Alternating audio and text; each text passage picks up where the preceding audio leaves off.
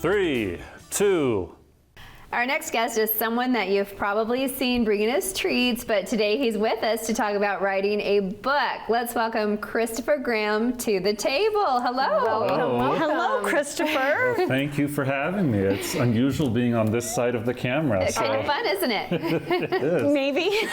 We'll ask you Probably after. nice to sit down on a cushy seat and Yeah, oh yeah. feel like you're someone very important. Like all the lights glaring You're in a my face. VIP. Well, we've Yeah. called you Chris for so long, but today we're going to call you Christopher, That sounds okay? fine with me. I give brownie points to anyone who uses all of the syllables. Okay, perfect. Oh, we're going Christopher to. is the Well, preferred. I thought that you were always the very strong, silent type, but you have all of these hidden talents that we Yes. really didn't know about. So, okay. Yeah. First things first. So, you started in media production, or what's your story? How did you get Yeah. to where you are? Well, it really started as a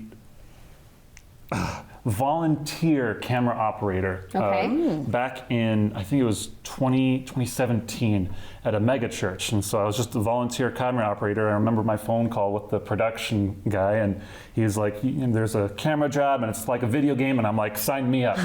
I will do that. And Sounds great. yeah, and from there on, I was just like, I want to do more camera work. I want to be in production. So I went to UVU for film and theater. Okay. And from there, I got into working like video editing and film, and now I'm here. And Yeah. so it's been a lot of fun. This is the best job ever. I'm so very glad happy. that you love it, because I think there's a lot of people that wouldn't love that. I mean, it No. sounds like a lot of And having to deal with editing us. and splicing, and yes, having to deal with us. That's probably no fun at all. Well, I love you guys. It's so much fun being Thank here. you.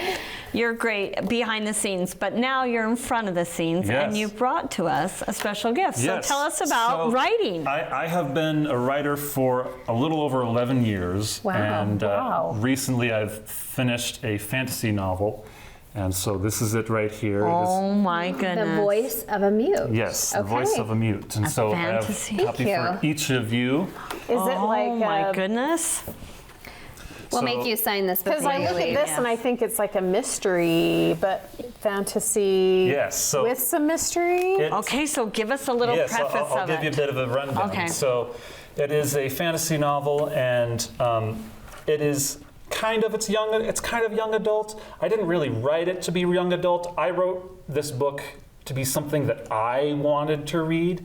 Okay. And so the age range is probably 16 and up is what I would say. I had my grandfather read it, and he loved it. And Okay, good. My younger brother loved it, and by the end of it, he was messaging me. He's like, "Where's book 2? Give it to me right now." And so I was That's like, exactly what you want to hear. yeah, and so it's a kind of a war story about these two boys who get caught up in a war, and both of them have kind of magic powers, although the magic system is based on emotion, and that was kind of what spurred the story on, was what would a world look like if the magic was based on emotion?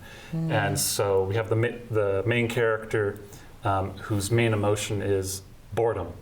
He just became so bored he gained magic powers one day. Okay. And they sent him off to the academy to get trained to use his abilities. And he meets another boy whose emotion is peace. And those two end up getting whisked away into a war with this one girl and her uncle, who is a captain of this army company. And they're off to go save the world, essentially. With their magic. So does their magic have to do like with boredom? So it's kind of I'm not sure how I would exactly explain it. It's kind of a hard magic system, and it's not so much that they have to be feeling the emotion to be using the magic. Okay. They can spontaneously, just whenever they need to, can use it, but there are limitations to it. They can't just keep doing it forever. Okay. So I feel like my kids would they would have the magic power of being bored. Yeah. Yeah. They'd be like, I relate to that. How could I get that magic? yeah, and the fun thing is, like, it's being set in kind of medieval times, but there's still some more modern technologies, like there's plumbing. I like it. And That's my you can kind of do medieval. that. Well, you can do that. Do with that in fantasy. fantasy. You can, You can- all over the place. That's what I like exactly writing. how you like it. That's why I love writing fantasy, because you can kind of make all the rules. and it makes it a lot easier. You don't have to adhere to real life so much. Totally. Although I try to be as realistic as I can, and and one of the other, I would say the primary goal that I had in writing this book, like what is the story, like if someone asked me what is the story about, I would say it's about an atheist who becomes a believer and a believer who becomes an atheist. That was the goal that I had set up when I began writing it. That was the story that I wanted to tell. And I don't know how good of a job I did. I enjoy it. I think I nailed it, but I can't speak for any magazine. So you People's- seem very young to us. So you're Right. already very accomplished. I mean, you've been going to all of these writing workshops for a number of years. I'm sure that you are a fantastic student. You're already published. So, I mean, you kind of skipped the steps. Well, so I'm not fully published yet. So these are Okay. essentially test prints. Okay. Okay.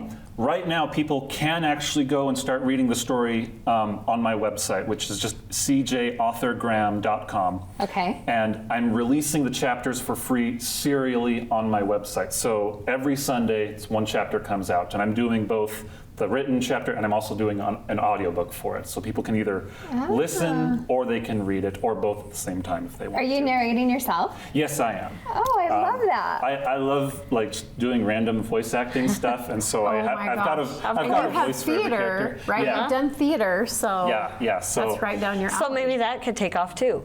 Like that that would be part nice. of it, right? Yeah, that would be good. So how long did it take you to like come up with a foundation and then write this?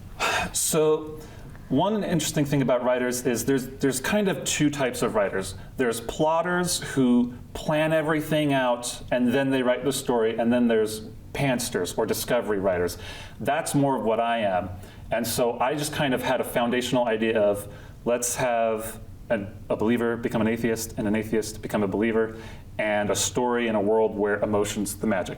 Those were like the two foundational ideas, and then I just began writing. I did not plan like anything out, and what I really love about that is I'm discovering this story as I'm writing it, and so there are things that end up happening in it that surprise me, and I'm just like, oh my gosh, this is such a shock, and it's so good, and I hope that as a result, my readers get the same feeling that I get as I'm writing it.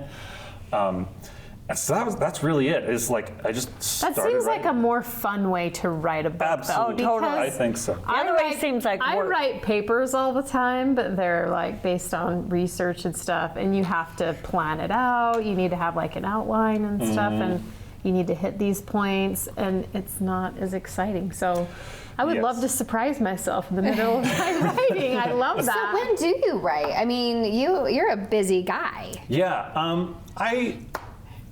I've broken down my writing goals to pretty small chunks. So this book really took me 7 years to write, but the vast majority of it got done in about 1 year when I finally decided my goal is 100 words a day.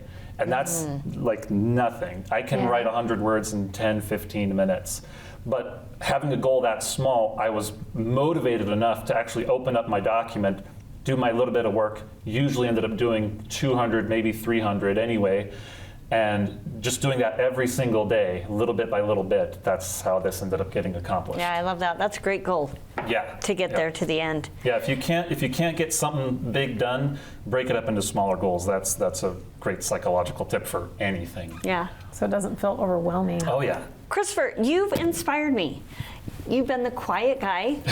Okay, I don't want to say mute, but our quiet guy behind the scenes. And to see this like really neat talent that you have, kudos. Oh, Like that's really thank neat you, to thank take you. a goal and to just go for it. And I cannot wait to read it. And I'm sure Stacy, too, yes. Stacy's gonna die. I She's know, gonna need I a know. copy too. We did all of her favorites Yeah, today. all of her so- favorites without her.